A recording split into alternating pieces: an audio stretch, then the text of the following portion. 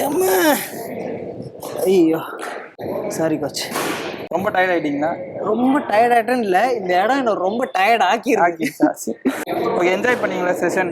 பொய் சொல்றதுக்கு ஒண்ணுமே இல்லை, நிஜமாலே பேட்மிண்டன் நம்மளுக்கு வந்து எல்லாரும் விளையாட முடிகிற ஒரு ஸ்போர்ட்.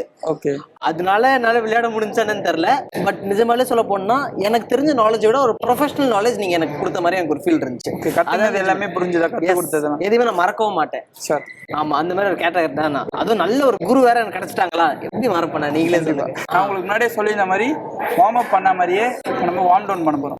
உங்களுக்கு எதனா டவுட்ஸ் எதனா இருக்கா? வேற எதனா? அதாவது டவுட்னு பார்க்கும்போது எனக்கு தெரிஞ்சு மேட்சா விளையாடும் போது எனக்கு தெரிஞ்சு இது மேல டவுட்னு ஒன்று வரும். ஓகே, சரி. இப்போ நான் கத்துக்கிட்டது என்ன மேக்ஸிமம் வந்துட்டு ஃபர்ஸ்ட் என்ன கத்துக்கிட்டேன்? ஃபர்ஸ்ட் நான் கத்துக்கிட்டது சர்வீஸ். அதாவது ராக்கெட்டையும் ஷட்டிலையும் பிடிச்சி கத்துக்கிட்ட ஒரு மேட்டர் சர்வீஸ். கரெக்டா? கரெக்ட். செகண்ட் நான் கத்துக்கிட்டது வந்துட்டு போடுற சர்வீஸை எப்படி நம்ம ரிசீவ் பண்றது, அதுதான் நம்ம வந்து பண்ணது டாஸ். கரெக்டா? ஓகே, டாஸுக்கு அப்புறம் அந்த டாஸ் அவன் எடுத்து உன்னை நெட்டிக்கிட்ட வர வைக்கிறானா, நீ அந்த இடத்துல பண்ண வேண்டியதா லிஃப்ட். அது ஆமா, அதுலயே வந்துட்டு 2 வெரைட்டி இருக்கு, forehand lift, backhand lift. அது வர்றதுக்கு ஏத்த மாதிரி அதுலயும் ஒன்று 2 வெரைட்டி இருக்கு. அதுதான் வந்துட்டு ஸ்ட்ரெயிட், டயகனல். ஆமா, இதுதான் நான் கத்துக்கிட்டேன். ரொம்ப பேசிக்கான ஒரு மேட்டர் தான் கத்துக்கிட்டேன். ஆனா இதுல பயங்கர பெர்ஃபெக்ட்டா நான் கத்துக்கிட்டேன்னு நினைக்கிறேன். கரெக்டா இல்லையா? அதே மாதிரி ஷட்டில் எப்படி மூவ்மெண்டோட விளையாடுறது, அதுதான் ஸ்டாண்டிங்ல விளையாட முடியாது, மூவ் பண்ணி தான் விளையாடணும். ஓகே, மூவ்மெண்டோட எப்படி விளையாடுறதுன்றத அதுல இருந்தா பார்க்கணும். சரி, பொறுமையா. ஓகே, சரி. லெக் ஓபன் பண்ணிட்டு ஓகே 2 கை வச்சு டச் பண்ணு. Slow bend down. பின்னாடி ஸ்ட்ரெச்சா ஃபீல் பண்றீங்களா? ஹாம்ஸ்ட்ரிங் இங்கேயும் அது, முதுகும் அது. Change alternate. கோடா. இதுவும் அதே மாதிரி 5 to 8 செகண்ட்ஸ் ஹோல்ட் பண்ணு. ரிலாக்ஸ். இங்கதான் பிடிக்குது. போல நீங்களே ரொம்ப டயர்டா இருக்கும். ஆனா எனக்கு ரொம்ப பிடிச்சது தான் கோச். ஓகே, நெக்ஸ்ட் 2 கால் ஸ்ட்ரைட்டா வச்சுக்கோங்க. ஓகே, 2 கால் வச்சு டச் பண்ணு. 2 toes touch you toes. Bend down.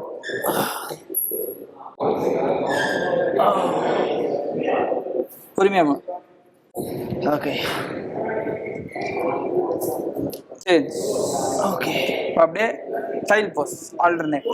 லெட்டுக்கு ankle பின்னாடி வச்சுட்டு ஆங்கிள் மேல உட்காரணும். வஜ்ராசனம். எஸ். ஸ்ட்ரெச் ஆகுதா? நன்றாக. பொறுமையாமா. என்ன கோச் யோகா பண்ண கேக்குறீங்க? அதுவும் தான் ஸ்ட்ரெச்.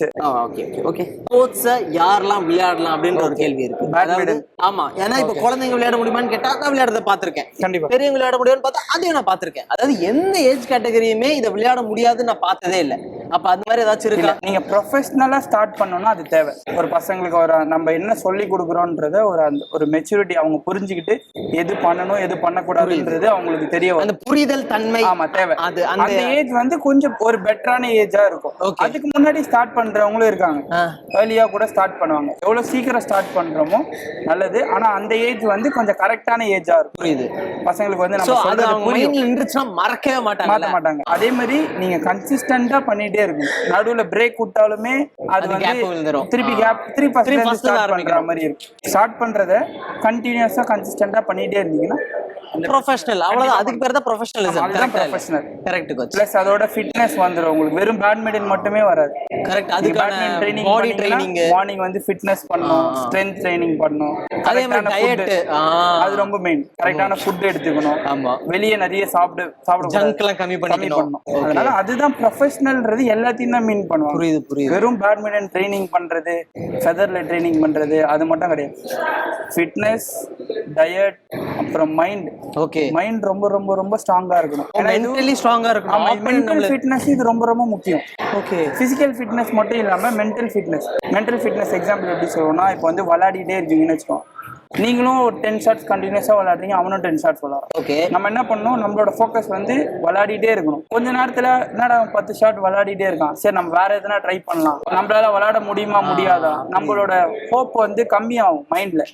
அதை வந்து கம்மியாகாம நம்மளோட விளையாடிட்டே இருக்கணும். நம்மளோட ஃபோக்கஸ் ஃபுல்லா நம்மளால முடியும், அந்த மாதிரியே நம்மளால பண்ண முடியாது, நம்மளோட பெரிய ஆப்பனன்ட் அப்படின்னு சொல்லிட்டு நம்ம மைண்ட்லயே நினைக்க ஆரம்பிச்சிட்டோம்னா அதையே நம்ம மேட்ச் தோத்துரும். விளையாடுறதுக்கு முன்னாடியே நம்ம தோத்துருவோம். அவன் எவ்வளவு பெரிய ஆப்பனண்டான வேணா இருக்கட்டும், உள்ள போயிட்டா நம்மளும் அவங்களும் ஈக்குவல். புரியுது. மேட்சை வந்து ஃபுல்ஃபில்டா அப்படி விளையாடினா மட்டும்தான் கடைசி வரைக்குமே நம்ம ஃபைட் பண்ண முடியும் அவங்களோட. இல்லைன்னா நம்ம மென்டலா ஃபிட்டாவே இல்லாத போது அவன் டிஸ்ட்ராக்ஷன்ஸ் வரும். புரியுது. நிறைய டிஸ்ட்ராக்ஷன்ஸ் வரும். நம்மளோட ஃபுல்ஃபில்லா நம்மளோட ஃபுல் 100% கேம் கொடுக்க முடியாது. நம்ம அவங்களுக்கு பயந்துட்டே நம்ம மைண்ட்லயே நம்ம என்ன பண்ண நம்ம தோத்ததுனால நம்ம அவங்களோட பெட்டரா இருந்தாலுமே நம்மளால பண்ண முடியாது. ஓகே. மென்டல் ஃபிட்னஸும் மென்டலி ரொம்ப ஃபிட்டா இருக்கணும். புரியுது. கண்டிப்பா அதுக்கானது மெடிடேஷன். தன்மேல் அவனுக்கு கான்ஃபிடன்ஸ் வந்துட்டு இன்னொருத்த மேலோட அதிகமா இருக்கணும். என்னால முடியும் அப்படின்ற ஒரு கான்ஃபிடன்ஸ் இருக்கணும் அவனுக்கு. அதான் மென்டல் ஃபிட்னஸ் ட்ரைனிங் வந்து மெடிடேஷன், அப்புறம் புக்ஸ் படிக்கிறது, அந்த மாதிரிலாம் அதெல்லாம் வந்து பர்சனாலிட்டி டெவலப்மெண்ட்ல வர ஒரு விஷயம் எல்லாமே வந்துரும். புரியுது. சோ ஸ்போர்ட்ஸ்க்கு அது ரொம்ப முக்கியம். கண்டிப்பா எல்லாத்துக்குமே தேவை, எல்லா ஸ்போர்ட்டுக்குமே அது தேவை. புரியுது. ஸ்போர்ட்ஸ் இல்ல எந்த வேலையா இருந்தாலுமே மென்டல் அந்த ஸ்ட்ரென்த் எபிலிட்டின்றது ரொம்ப முக்கியம். நம்ம பண்ற வேலையை கரெக்டா பண்ண முடியும். புரியுது. மாதிரி இருக்கு இது என்னன்னு. அது டெம்பரேச்சருக்கு ஏத்த மாதிரி டிஃபர் ஆகும். ஏசி போட்ல விளையாட கூடாது. ஏசி போட்டு விளையாடலாம். அந்த மாதிரி ஷட்டிலோட மூவ்மெண்ட்ஸ் வந்து வேரியேஷன்ஸ் டிஃபர் ஆகும். ஏசி வந்து உட்கார்ற இடத்துல போடலாம். ஓகே. விளையாடுற வென்டிலேஷன் அதுல போட முடியும். காத்து கூட வேரியேஷன் உண்டாக்கிற ஷட்டில். ஆமா. ஷட்டில் வந்து வாபிள் ஆவறதுக்கு சான்சஸ் இருக்கு. ஓகே. ஷட்டிலோட ஸ்பீடும் கம்மியாகும். ஃபுல்லா வந்துட்டே காத்து இருந்துட்டே இருந்தா உள்ள. இப்ப காத்து இருக்க கூடாதுன்னா நம்ம இன்டோரே போடுறோம். புரியுது. உள்ள அதுக்கப்புறம் காத்து வந்துச்சுன்னா நம்ம விளையாட முடியாது. டிஸ்டர்பன்ஸ் ஆகும். புரியுது. அதனால நம்ம உட்கார்ற இடத்துல போடுவாங்க. ஏர் கண்டிஷன் கோட் இருக்கு. நம்ம எங்க ரெஸ்ட் எடுக்கிறோமோ அந்த இடத்துக்கு ஸ்ட்ரைட்டா இந்த கோட் விளையாடுற இடத்துல இருக்கு. டிஸ்டர்பன்ஸ் இருக்கும். அதனால அதுல இருக்கு. அவாய்ட் பண்ணிடுவாங்க அந்த இடத்தை. பின்ன எனக்கு இன்ஜுரி பத்தி கேட்கணும்னு ஆசையா இருக்கு. ஓகே. அதாவது ஒரு ஸ்போர்ட்டுக்குமே ஒரு ஸ்பெசிஃபை இந்த இடத்துல ஒரு இன்ஜுரி ஆகும். ஓகே. அந்த மாதிரி ஷட்டிலுக்கு எந்த இடத்துல இன்ஜுரி ஆகும்? அந்த மாதிரி இன்ஜுரி எப்போ வரும்னா நம்ம ஓவர் ட்ரைனிங் பண்ணும்போது வரும். ஓவர் ஸ்ட்ரெயின் பண்ணும்போது பாடியை அதிகமா ட்ரைனிங் பண்ணுவாங்கல்ல. ரொம்ப ஒரு ஆள் வந்து ஒரு 50% ஒரு 100% பண்ண முடியும்னா ஒரு 150 இன்னொரு 50% எக்ஸ்ட்ரா பண்ணணும். ஒரே நாள் அந்த புஷ் பண்ற டைம்ல வரும். என்ன மாதிரி இன்ஜுரிஸ் வந்து இப்ப example warm up warm down நீங்க சரியா பண்ணலனாலுமே அதுவே இன்ஜுரி இல்ல. ராங் ஷாட்ஸ் விளையாடுனா வரும். கரெக்டான இப்ப நம்ம டாஸ் பண்ணோம்ல அது வந்து கரெக்டான மெத்தட்ல ஆடலனாலுமே இன்ஜுரி வந்து வரும் உங்களுக்கு. ஜெனரலா ஷோல்டர். ஓகே. அப்புறம் நீங்க மூவ் பண்ணி விளையாடுறீங்களா எல்போல வருமா கோச்?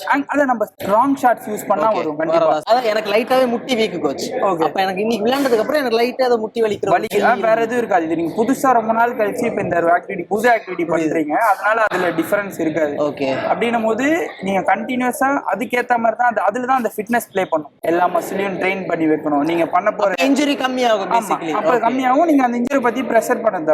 புரியுது. அதுவே ரெக்கவர் ஆயிக்கும் டக்குனு. ஆமா கண்டிப்பா. அது ரெக்கவரியும் ரொம்ப மெயின். ஃபாஸ்ட் கரெக்டான ரெக்கவரி. சோ இன்ஜுரி ஆகுறது நார்மல் தான் ஒரு அத்லீட்டுக்கு. ஆமா. ரெக்கவரி டைமிங் தான் வந்து ஃபாஸ்டா இருக்கணும். நம்ம ஒழுங்கா ட்ரெயின் பண்ணிரணும். விளையாடி முடிச்சிட்டு வார்ம் டவுன் பண்ணணும். இப்போ நம்ம வார்ம் டவுன் பண்ணிட்டு இருந்தோம்ல அதுதான் ரெக்கவரி. ஓகே. அத கரெக்ட்டா பண்ண ஆரம்பிக்கணும். ஃபுட் ரெக்கவரியில வரும்ல. ஆமா எல்லாமே கண்டிப்பா. அதுவும் ஃபுட் மெயின். ரெஸ்ட் எல்லாமே ரெக்கவரியில வர மாதிரி. ஃபுல்லா டயர்ட் ஆயிட்டோம் விளையாடி. நம்ம அதுக்கு பாடிக்கான கரெக்டான ஃபியூல் கொடுக்கணும். கண்டிப்பா ஃபியூல் கொடுத்தா தான் நம்ம ரிட்டர்ன் நாளைக்கு அடுத்த நாள் ட்ரைனிங் பண்ண முடியும். இல்லைன்னா திருப்பி நம்மளுக்கு என்ன ஆகும், பாடி வீக் ஆயிட்டு போவோம். திருப்பி அந்த வீக்னஸோட போய் விளையாட போனா ஒன்னு வீக்கா தான் ஆகும். இன்ஜுரி வரும். அப்பதான் இன்ஜுரி அதிகமா டக்குன்னு வந்துரும். சோ இதெல்லாம் அவாய்ட் பண்ணி ஒழுங்கா பண்ணோம்னா நம்ம ஒரு நல்ல அத்லீட்டாவும் நல்ல மனுஷனாவும் வாழ முடியும். அவ்வளவுதானே. ஓகே. இப்போ வார்ம் டவுன் பண்ணிட்டே முடியலையா? அது வேற விடணும். பட்டர்ஃப்ளை. ஓகே. லெக்ஸ் வச்சுக்கோங்க. ஓகே. பொறுமையா சேர்க்கணும். மேல இருந்து பொறுமையா பெண்ட் ஸ்ட்ரெச் ஃபுல்லா.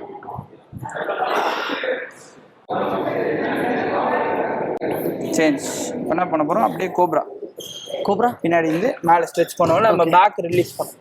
ஓகே. ஃப்ரண்ட்ல இருந்து லை டவுன் அப்படியே மேல. ஓகேவா? ஃப்ரீயா இருக்கா? அப்படியே மவுண்டன் ஸ்டைல் போஸ். அப்படியே பின்னாடி அப்படியே உட்காந்துட்டு ஸ்டைல் போஸ். ஓகே.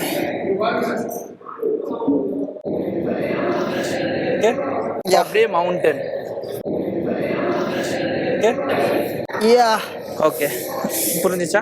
பேசிக் ஸ்ட்ரெச்சஸ் தான். ஓகே. இன்னும் ஃப்ரீயா நிறைய இருக்கு பண்ண வேண்டியது. ஒரு மசிலையும் ஒரு மசில் ஸ்பெசிஃபிகேஷனோட பண்ணுவோம். இப்போ நம்ம சும்மா ஜெனரலா பண்ணிருக்கோம். ஓகே. நம்ம விளையாண்டது என்ன கோச்? ஒரு ரெண்டு விளையாண்டோம். உங்களுக்கு என்ன பெருசா இருந்து வார்ம் டவுன் தேவைப்படுது? நீங்க கொஞ்சம் பண்ணாலும் விளையாடினாலும் சரி, இல்ல அதிகமா விளையாடினாலும் சரி, வார்ம் டவுன் இஸ் மஸ்ட். அதுதான் discipline. Warm up warm down before starting the game. விளையாடுறதுக்கு முன்னாடியும் விளையாடுனதுக்கு அப்புறமும் warm up warm down compulsory பண்ணணும். அதாவது இது வந்துட்டு கேமுக்காக இல்ல, உடம்புக்காக. அந்த மாதிரி. உங்களுக்கு பிடிச்ச பிளேயர் யாரு? எனக்கு வந்து இப்ப கரண்ட்ல இருக்க டபுள்ஸ் பிளேயர் பிடிக்கும். Indian player Satwik Chirag Rankireddy, Okay. Chirag Shetty Rankireddy 2 பேர். அவங்க நல்ல சரியான பிளேயர்ஸ், டாப் பிளேயர்ஸ் தான். In India வாங்க? ஆமா, இந்தியன் பிளேயர்ஸ். ஓகே. வேர்ல்ட் ரேங்கிங்ல இருக்காங்க, டாப் 10ல. ஆனா அவங்க டபுள்ஸ் பிளேயர்ஸா? ஆமா, டபுள்ஸ். ஏன் உங்களுக்கு சிங்கிள் பிளேயர்ஸ்லாம் பிடிக்காது? டபுள்ஸ் கேம் இன்னும் கொஞ்சம் இன்ட்ரெஸ்டா இருக்கும். ஒன்னு இன்டென்ஸாவும் ஆமா, இருக்குமா? ஃபாஸ்டா இருக்கும், நிறைய ஸ்பீடா டக்குன்னு போகாது, ராலி அதிகமா போகும். அதே மாதிரி ஸ்பீட் அதிகமா இருக்கும். ஓகே, டக்கு டக்கு டக்குன்னு ரெண்டு பேர் எடுக்கறனால 2 பேர் ப்ளே பண்றதுனால ஃபாஸ்டா இருக்கும். Okay, singles okay. மாதிரி கொஞ்சம் ஸ்லோவாவும் இருக்கும், அட் தி சேம் டைம் ஃபாஸ்டாவும் இருக்கும். புரியுது. சோ டபுள்ஸ் வந்து ஒன்னு இன்ட்ரஸ்டிங்கா உங்களுக்கு ஃபீல் ஆகுது பர்சனலி? டபுள்ஸ் சில பேர் டபுள்ஸ் பிளேயரா இருப்பாங்க, சில பேர் சிங்கிள்ஸ் பிளேயரா இருப்பாங்க. இப்போ நீங்க சொன்ன 2 பேரும் ஒலிம்பிக்ஸ்ல விளையாடுற பிளேயர்ஸா? ஆமா, விளையாடுற பிளேயர்ஸ். இந்தியா ரெப்ரசன்ட் பண்ணி விளையாடுறாங்க. இந்தியா ரெப்ரசன்ட் விளையாடுறாங்க. அப்ப இந்த உலகத்திலேயே ரொம்ப பிடிச்ச உங்களுக்கு ஒரு பிளேயர்னா யார்?